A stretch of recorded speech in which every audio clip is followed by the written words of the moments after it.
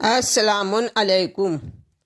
حضرت امام مہدی علیہ السلام کا ظہور اور ان کا سن ظہور۔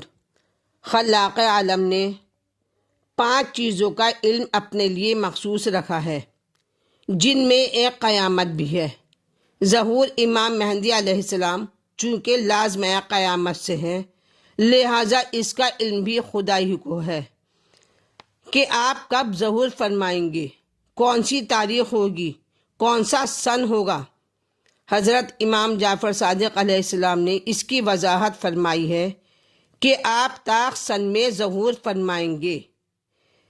طاق سن کا مطلب ہے جو 1، 3، 5، 7، 9 سے مل کر بنے گا، مثلاً 1300، 1500، 1700، 1900 یا 1000، 3000، 5000، 7000، 9000 ہوگا۔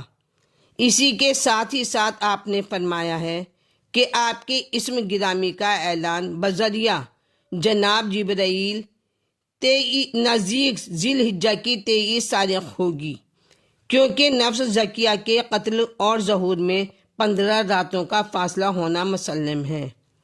امکان ہے کہ قتل نفس زکیہ کے بعد ہی نام کا اعلان کر دیا جائے گا، پھر اس کے بعد ظہور ہو۔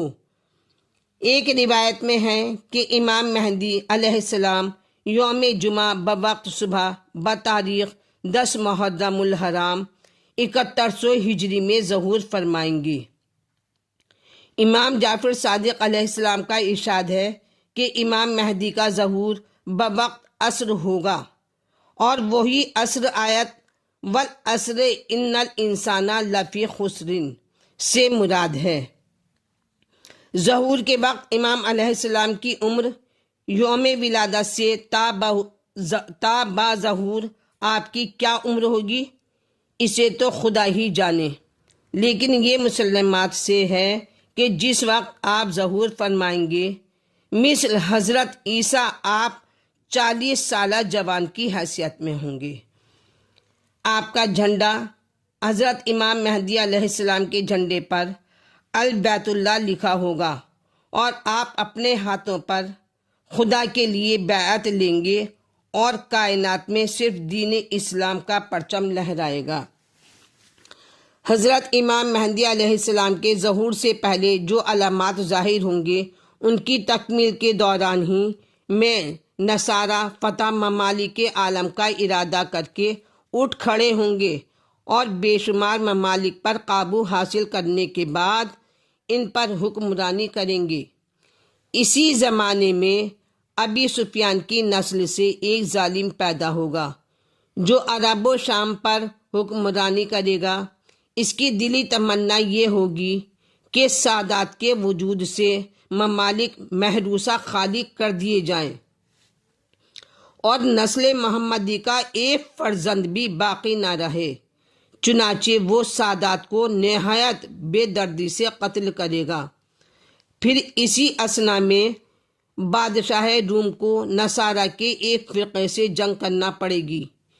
شام روم ایک فرقے کا ہم نوا بنا کر دوسرے فرقے سے جنگ کرے گا اور شہر قسطنطنیہ پر قبضہ کر لے گا، اور وہاں کا بادشاہ بھاگ کر شام میں پناہ لے گا، یہاں تک کہ اسلام کو زبردست فتح نصیب ہوگی۔ فتح اسلام کے باوجود نصارہ شہرت دیں گے کہ سلیب غالب آ گئی۔ اس پر نصارہ اور مسلمانوں میں جنگ ہوگی اور نصارہ غالب آ جائیں گے۔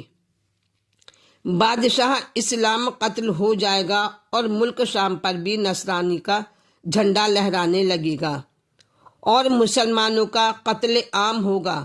مسلمان اپنی جان بچا کر مدینے کی طرف کوچ کریں گے، اور نصرانی اپنی حکومت کو وسعت دیتے ہوئے خیبر تک پہنچیں گے۔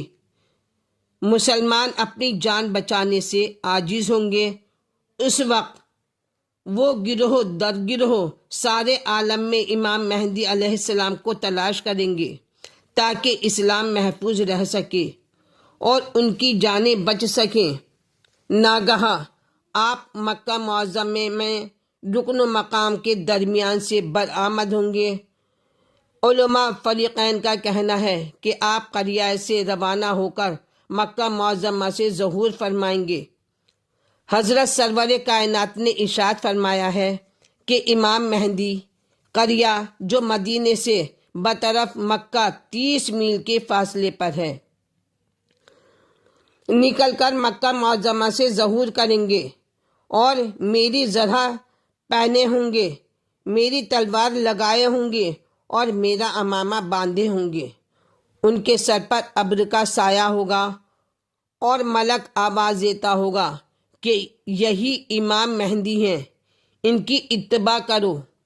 ایک روایت میں ہے کہ جبرائیل آواز دیں گے اور ہوا اس کو ساری کائنات میں پہنچا دے گی اور لوگ آپ کی خدمت میں حاضر ہو جائیں گے۔ وہ مکے میں بے خبر ظہور کریں گے۔ ان کے سر پر زرد رنگ کا عمامہ ہوگا، بدن پر رسالت مآب کی چادر اور پاؤں میں انہی کی نالین مبارک ہوگی۔ وہ اپنے سامنے چند بھیڑیں رکھیں گے، کوئی انہیں پہچان نہ سکے گا، اور اسی حالت میں یکو تنہا بغیر کسی رفیق کے کعبۃ اللہ میں آ جائیں گے۔ جس وقت عالم سیاہی شب کی چادر اوڑھ لے گی اور لوگ سو جائیں گے، اس وقت ملائکہ صف بصف ان پر اتریں گے اور حضرت جبرائیل اور میکائیل انہیں نوید الہی سنائیں گے کہ ان کا حکم تمام دنیا پر جاری و ساری ہے۔ یہ بشارت پاتے ہی امام علیہ السلام شکر خدا بجا لائیں گے اور ہجر آسود اور مقام ابراہیم کے درمیان کھڑے ہو کر با آواز بلند ندا دیں گے کہ اے وہ گروہ جو میرے مخصوصوں اور بزرگوں سے ہو، اور وہ لوگوں جن کو حق تعالیٰ نے روئے زمین پر میرے ظاہر ہونے سے پہلے میری مدد کے لیے جمع کیا ہے، آ جاؤ۔ یہ ندا حضرت کے ان لوگوں تک خواہ وہ مشرق میں ہوں یا مغرب میں پہنچ جائے گی، مشرق اور مغرب میں پہنچ جائے گی، اور وہ لوگ یہ آواز سن کر چشمے زدن میں حضرت کے پاس جمع ہو جائیں گے۔ یہ لوگ 313 ہوں گے۔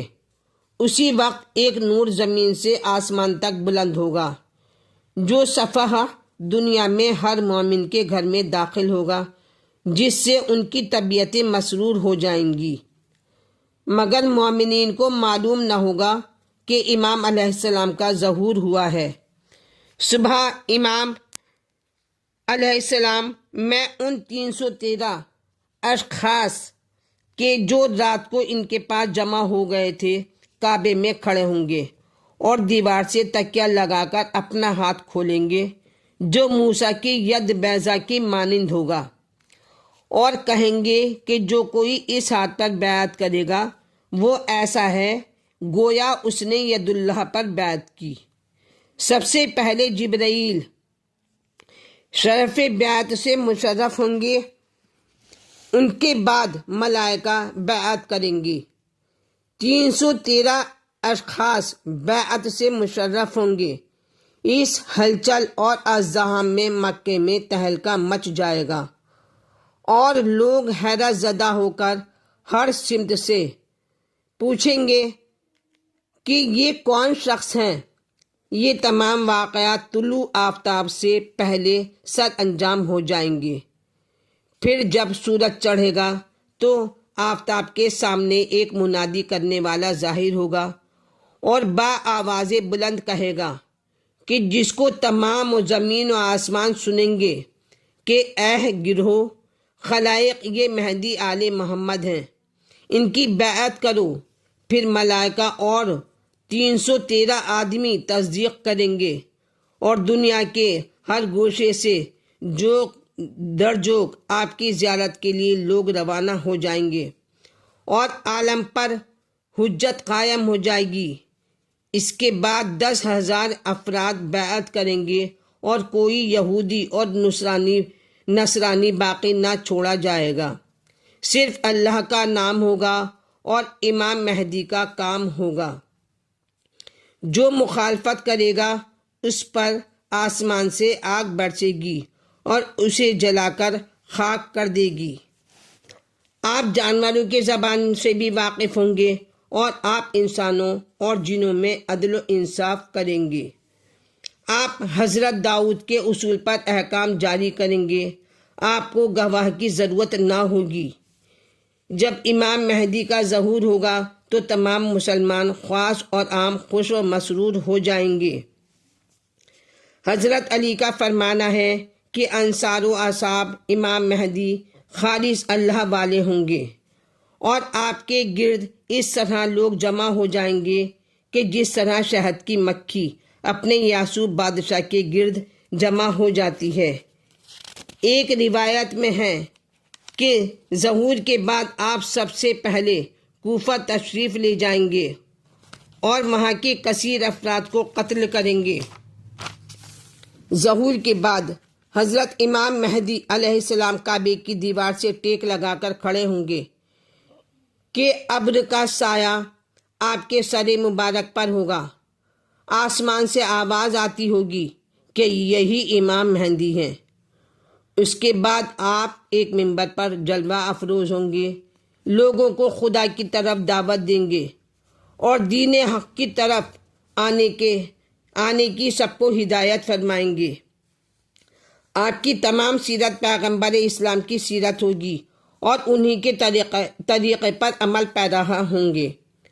ابھی آپ کا خطبہ جاری ہوگا کہ آسمان سے جبرائیل اور میکائیل آ کر بیعت کریں گے، پھر ملائکہ آسمانی کی عام بیعت ہوگی۔ ہزاروں ملائکہ کی بیعت کے بعد وہ 313 مومنین بیعت کریں گے جو آپ کی خدمت میں حاضر ہو چکے ہوں گے۔ پھر عام بیعت کا سلسلہ شروع ہوگا۔ 10,000 افراد کی بیعت کے بعد آپ سب سے پہلے کوفہ تشریف لے جائیں گے اور دشمنان آل محمد کا قطع قمع کریں گے۔ آپ کے ہاتھ میں عصائے موسیٰ ہوگا جو ازدہے کا کام کرے گا اور تلوار حمائل ہوگی۔ تواریخ میں ہے کہ جب آپ کوفہ پہنچیں گے تو کئی ہزار کا ایک گروہ آپ کی مخالفت کے لیے نکل پڑے گا اور کہے گا کہ ہمیں بنی فاطمہ کی ضرورت نہیں، آپ واپس جائیے۔ یہ سن کر آپ تلوار سے ان سب کا قصہ پاک کر دیں گے اور کسی کو بھی زندہ نہ چھوڑیں گے۔ جب کوئی بھی دشمن آل محمد اور منافق وہاں باقی نہ رہے گا تو آپ ایک منبر پر تشریف لے جائیں گے اور واقعہ کربلا کا ذکر کریں گے، یعنی مجلس حسین پڑھیں گے۔ اس وقت لوگ محو گریہ ہو جائیں گے اور کئی گھنٹے تک رونے کا سلسلہ جاری رہے گا۔ پھر آپ حکم دیں گے کہ مشہد حسین تک نہر فرات کاٹ کر لائی جائے اور ایک مسجد کی تعمیر کی جائے جس کے 1000 در ہوں، چنانچہ ایسے ہی کیا جائے گا۔ اس کے بعد آپ زیارت سرور کائنات کے لیے مدینہ منورہ تشریف لے جائیں گے۔ مشرق مغرب میں آپ کی حکومت ہوگی۔ حضرت امام مہدی جو علم لدنی سے بھرپور ہوں گے، مکے سے آپ کا ظہور ہوگا اور اس ظہور کی شہرت پورے عالم میں پھیلے گی تو افواج مدینہ مکہ آپ کی خدمت میں حاضر ہوگی اور شام و عراق یمن کے ابدال اور اولیاء خدمت شریف میں حاضر ہوں گے اور عرب کی فوجیں جمع ہو جائیں گی۔ آپ ان تمام لوگوں کو اس خزانے سے مال و مال کر دیں گے جو کعبے سے برآمد ہوگا اور مقام خزانے کو تاج الکعبہ کہتے ہوں گے۔ اسی اثنا میں ایک شخص خراسانی عظیم فوج لے کر حضرت کی مدد کے لیے مکہ معظمہ کو روانہ ہوگا۔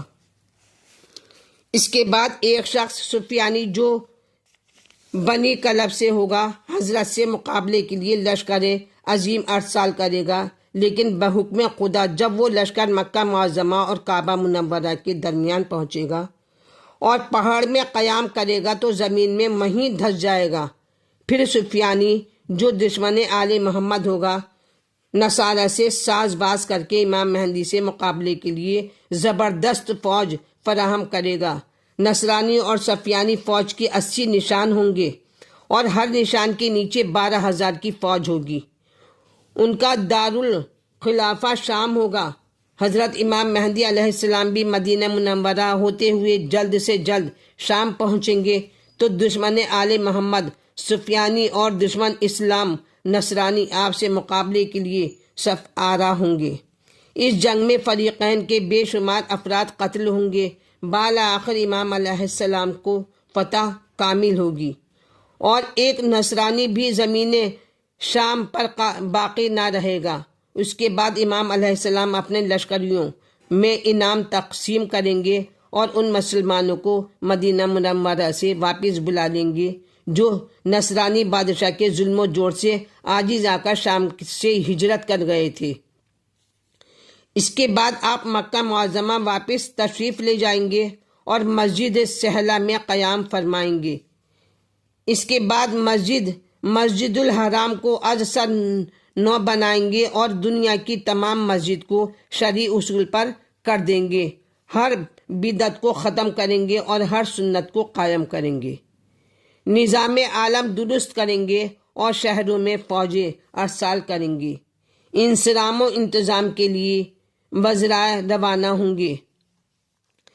اس کے بعد آپ مومنین، کاملین اور کافرین کو زندہ کریں گے، اور اس زندگی کا مقصد یہ ہوگا کہ مومنین اسلامی عروج سے خوش ہوں اور کافرین سے بدلہ لیا جائے۔